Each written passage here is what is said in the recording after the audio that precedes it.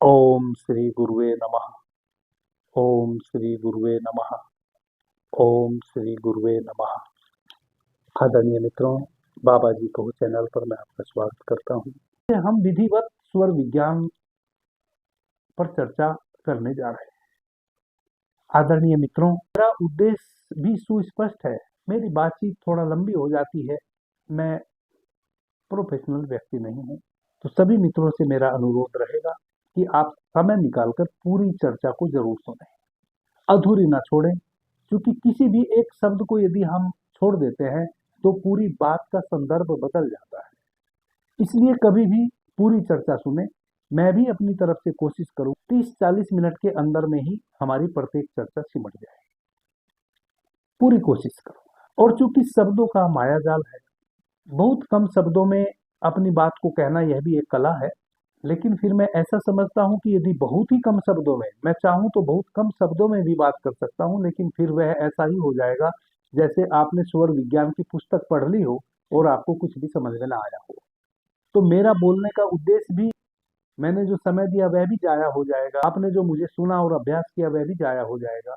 मुझे भी और आपको भी, दोनों को इसमें एक सामंजस्य बिठाना पड़ेगा कि मैं पूरी कोशिश करूं कि कम शब्दों में अपनी बातों को कहूं, और आप पूरी कोशिश करें कि आप शब्द से बातों को सुने और जितना कहा जाए उससे अधिक समझने की कोशिश करें और निरंतर अभ्यास भी करें। आदरणीय मित्रों, स्वर विज्ञान ऐसा विज्ञान नहीं है कि आपने सुन लिया और अपने स्वरों को देख लिया कि दायां चल रहा है कि बायां चल रहा है, दायां स्वर में कौन सा कार्य करना है, बायां स्वर में कौन सा कार्य करना है, क्या उसके शुभ अशुभ परिणाम आएंगे। यह केवल इतना ही विज्ञान नहीं है, यह विज्ञान बहुत बृहत है। आपको अपने स्वर को साधना होगा, आपने अपने स्वर को साधकर ध्यान करना होगा। स्वर विज्ञान से संबंधित दूसरी चर्चा थी, उसमें मैंने चंद्र और सूर्य का ध्यान आप भीतर कैसे करें इसका सूत्र बताया था।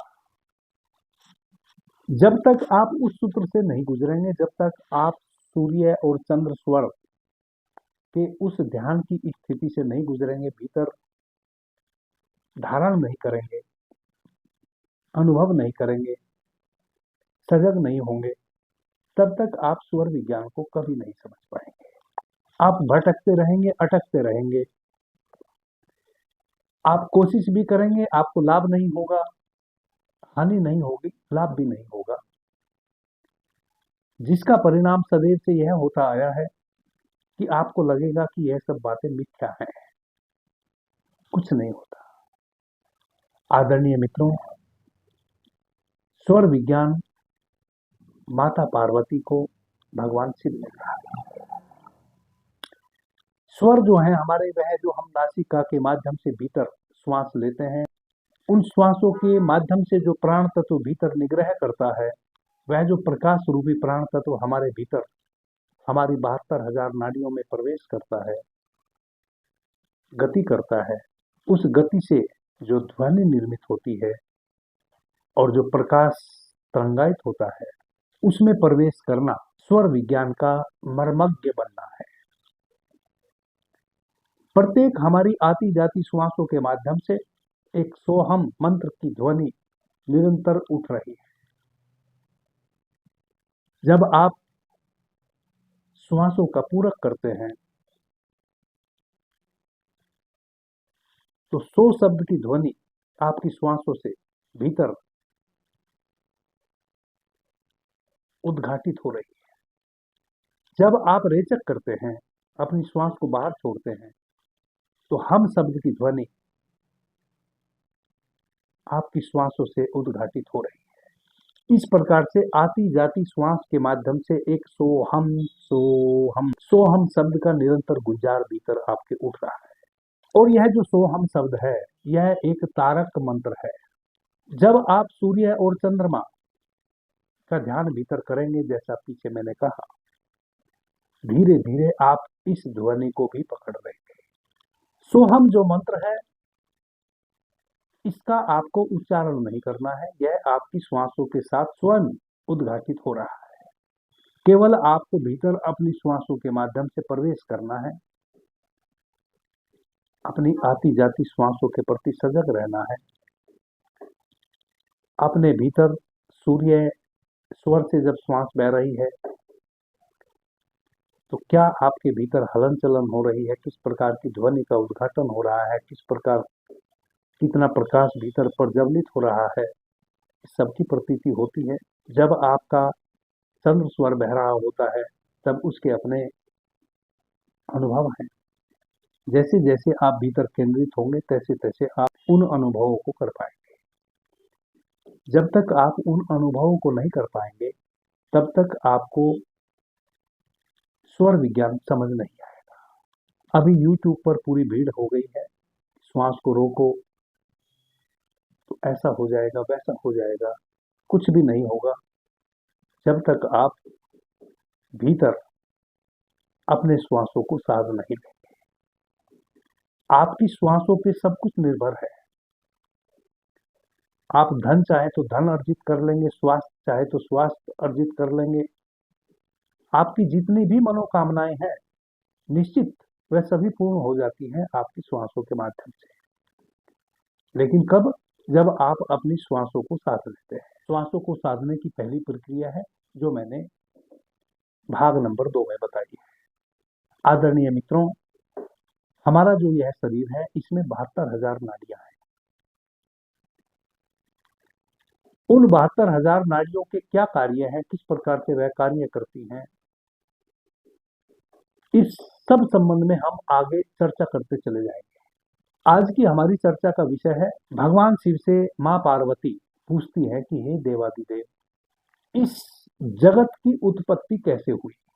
और आप सभी मित्रों को चूकना नहीं। यदि आप क्रम से सभी चीजों को समझते जानते हुए चलेंगे तभी आप स्वर विज्ञान का संपूर्ण लाभ ले पाएंगे।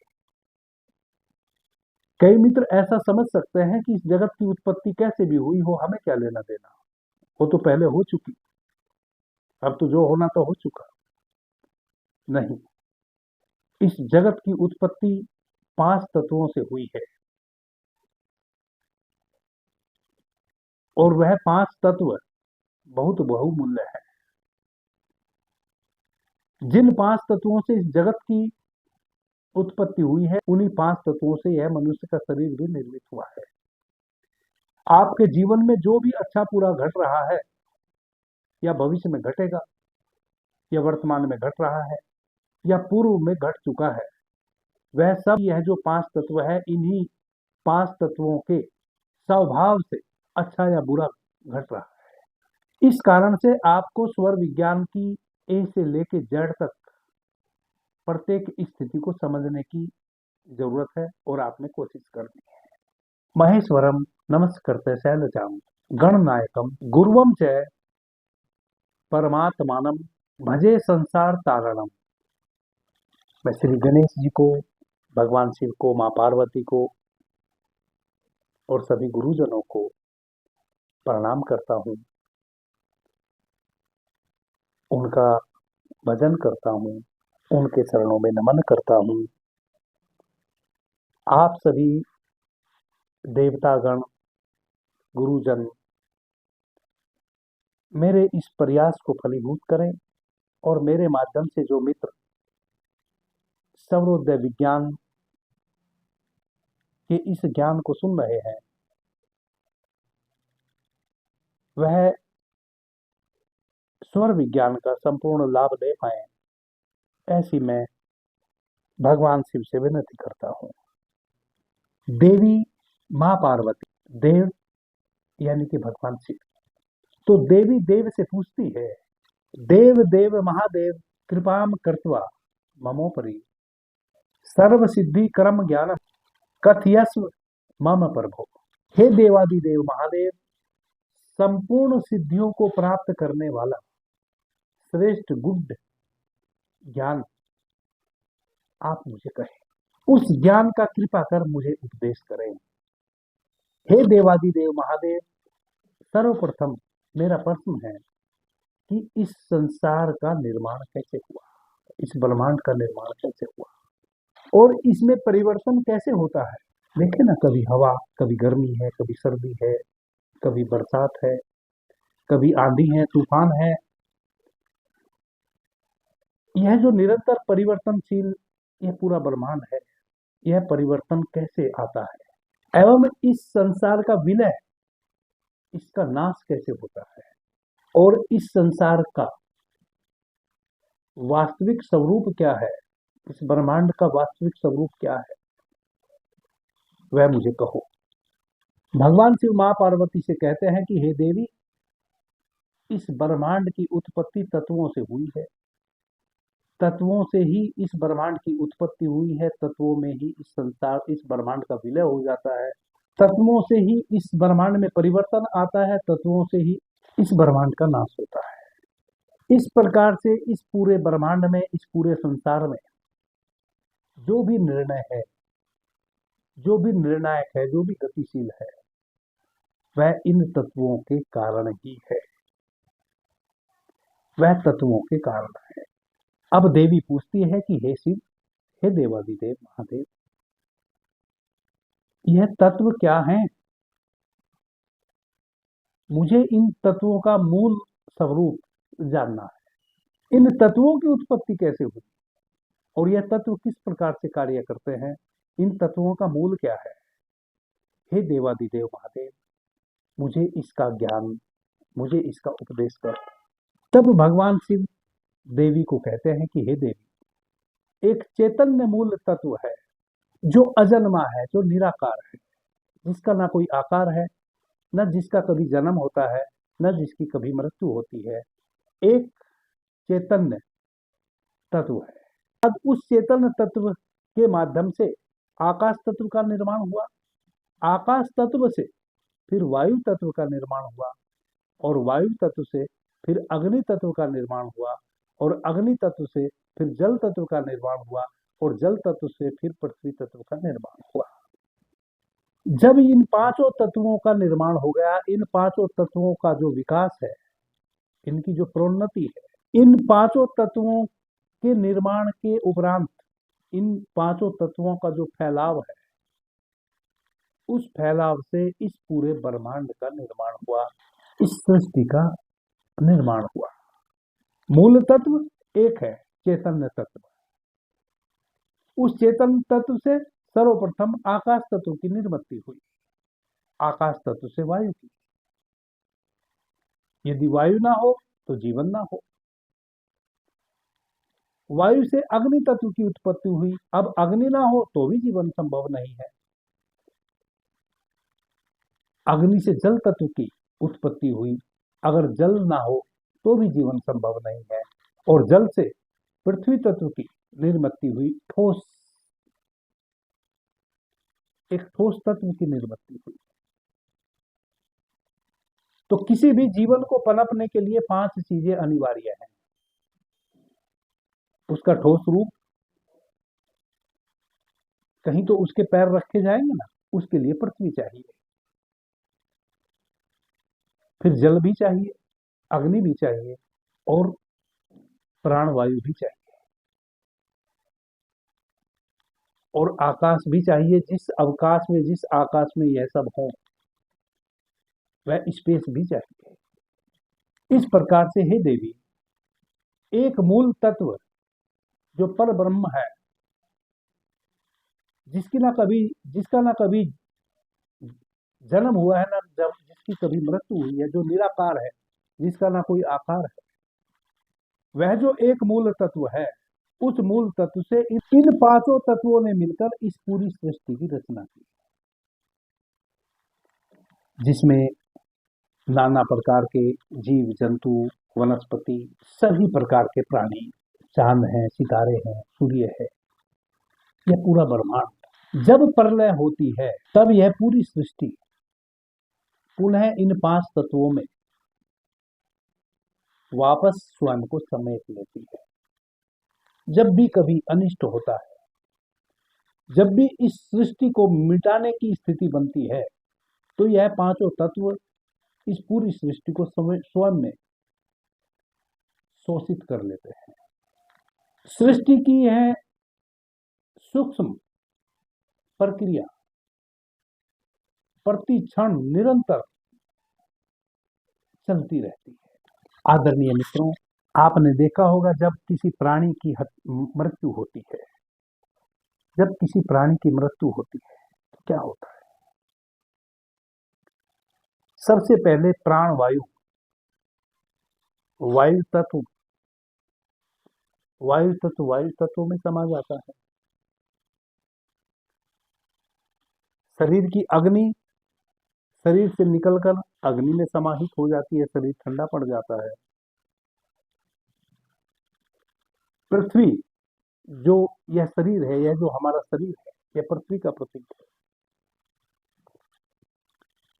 यह फिर से मिट्टी बन जाता है।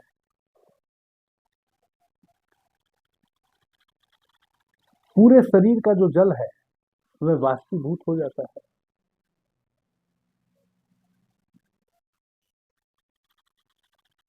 और यह सब इस आकाश में समाहित हो जाता है। इस प्रकार से जब सृष्टि का क्रम समाप्त होता है तो पांचों तत्वों से निर्मित यह सृष्टि इन पांचों तत्वों में ही समा जाती है। जैसे पांच तत्वों से निर्मित यह मनुष्य का शरीर जब मिटता है तो इन पांचों तत्वों में ही विलीन हो जाता है। हे देवी, पांचों तत्व मनुष्य के शरीर में निरंतर व्याप्त है। मनुष्य का शरीर इन पांचों तत्वों से निर्मित है और यह पांचों तत्व प्रत्येक श्वास के माध्यम से निरंतर मनुष्य के शरीर में निग्रह करते रहते हैं। इन पांचों तत्वों को भीतर अपने जानना स्वर विज्ञान का सम्यक ज्ञान कहलाता है। क्योंकि यह जो पांचों तत्व आपके श्वासों के माध्यम से निरंतर भीतर बह रहे हैं, इन्हीं पांचों तत्वों से निरंतर आपके शरीर का निर्माण हो रहा है। इन्हीं पांचों तत्वों से निरंतर जब पृथ्वी तत्व बह रहा है आपकी श्वासों में, तो आपका यह सौष्ठव शरीर और सौष्ठव होता जा रहा है। यह जो पांचों तत्व निरंतर आपकी श्वासों में बह रहे हैं, यह निरंतर आपके शरीर की प्रक्रिया को बनाए रखने के लिए बह रहे हैं। जब जिस तत्व की हमारे शरीर में कमी हो जाती है, हम किसी न किसी व्याधि से ग्रस्त हो जाते हैं। जब तक यह पांचों तत्व निरापद रूप से हमारे भीतर बह रहे हैं, हम सभी प्रकार की व्याधियों से बचे रहते हैं। अब भगवान शिव कहते हैं मां पार्वती को कि यह जो स्वर है यह हंस के समान है। जिसने अपने इन स्वरों को भीतर साध लिया, सम्यक ज्ञान प्राप्त कर लिया, वह तीनों लोकों का ज्ञाता हो जाता है। भगवान शिव मां पार्वती से कह रहे हैं कि गोपनीय से भी गोपनीय यह स्वर ज्ञान मनुष्य को, स्वर के ज्ञाता को सभी प्रकार के लाभ उपलब्ध कराता है। भगवान शिव कह रहे हैं कि गोपनीय से भी गोपनीय यह स्वर ज्ञान जिस ज्ञाता को, ज्ञाता यानी कि जिसने अपने स्वर का सम्यक ज्ञान प्राप्त कर लिया हो, उसको सभी प्रकार के सुख, सभी प्रकार के लाभ उस ज्ञाता को निरंतर उपलब्ध कराता है। हे देवी, यह स्वर का सम्यक ज्ञान अमूल्य रतन है। जिसने इस स्वर का ज्ञान प्राप्त कर लिया हो, उस सम्यक स्वर ज्ञानी के लिए अमूल्य रतन है। इससे मूल्यवान उसके लिए और कोई रतन नहीं है। यह परम धन है। भगवान शिव कहते हैं कि यह सूक्ष्म से भी सूक्ष्म सुबोध ज्ञान है, जो नास्तिकों को तो बहुत ही आश्चर्यचकित कर देता है। नास्तिक कौन होते हैं? जो स्वर विज्ञान पे भरोसा नहीं करते। यदि कोई स्वर विज्ञान का सम्यक ज्ञाता हो, जिसने स्वर विज्ञान को सही में समझ लिया हो, वह स्वर विज्ञान के अकॉर्डिंग जब अपने जीवन को जीता है तो प्रतिपल वह वैसे लोगों के लिए आश्चर्यचकित कर देने वाले कार्य करता रहता है जो नास्तिक है। कैसे? स्वर विज्ञान के सम्यक साधक को यह पता होता है कि उसके साथ कब क्या घटने वाला है, और वह पहले से ही बताता रहता है कि अब यह होने वाला है। स्वर विज्ञान का सम्यक ज्ञाता, सम्यक साधक जिसने साध लिया हो, सम्यक यानी कि स्वर विज्ञान को जिसने साध लिया हो, वह बड़े से बड़ा ज्योतिषी बन जाता है। वह प्रत्येक चीज का प्रिडिक्शन करता रहता है। और जो नास्तिक लोग हैं उनको आश्चर्यचकित करता रहता है। वह आश्चर्य से भर जाते हैं कि वह कौन सी इसके पास शक्ति है जिससे इसने पहले ही किसी होनी अनहोनी को बता दिया, जिसने किसी भी प्रकार के लाभ हानि के विषय में पहले ही प्रिडिक्ट कर दिया। कौन सी विद्या है? यानी कि स्वर विज्ञान एकमात्र ऐसा ज्ञान है, यदि आप इसको साध लें तो जो नास्तिक लोग हैं वह भी धीरे धीरे आस्थावान बन जाते हैं, क्योंकि उनको भी आश्चर्य होने लगता है कि जिसको हम कह रहे थे कि जगत में कुछ नहीं है, इसका मतलब कुछ तो है, कोई तो है जो इस व्यक्ति को संदेश दे रहा है, संकेत दे रहा है अच्छे या बुरे के। और जो आस्तिक है उनका वह सदैव आधार स्तंभ बन जाता है। जो आस्तिक हैं उनकी आस्था और बढ़ जाती है। यदि किसी स्वर विज्ञान के साधक का किसी को आस्थावान लोगों को सानिध्य प्राप्त हो जाए तो उनकी आस्था और भी अधिक बढ़ जाती है।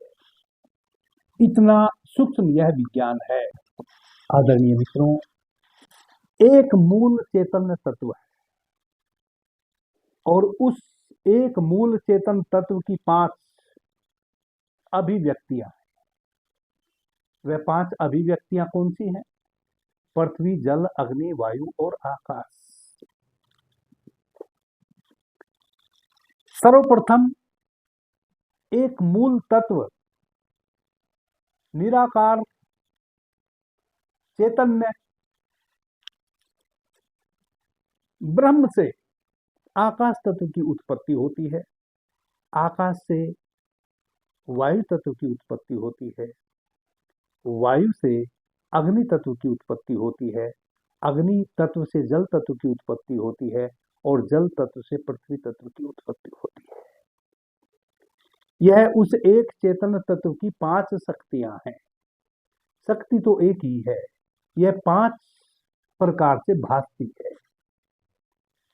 इन 5 के मिलन से एक चैतन्य की शक्ति, पहले हमने अवेकनिंग इनर सेल्फ चैनल पर हम विज्ञान भैरव तंत्र सीरीज जो चला रहे हैं, वहां भी हमने उस एक चेतन तत्व का चर्चा किया है। वह चेतन तत्व भैरव के रूप में है और जो उस चेतन तत्व की शक्ति है वह भैरवी है। यहां भी आप उस प्रकार से समझने की कोशिश करें। आकाश, वायु, अग्नि, जल और पृथ्वी, यह 5 जो तत्व हैं, यह उस एक चेतन तत्व की शक्ति है।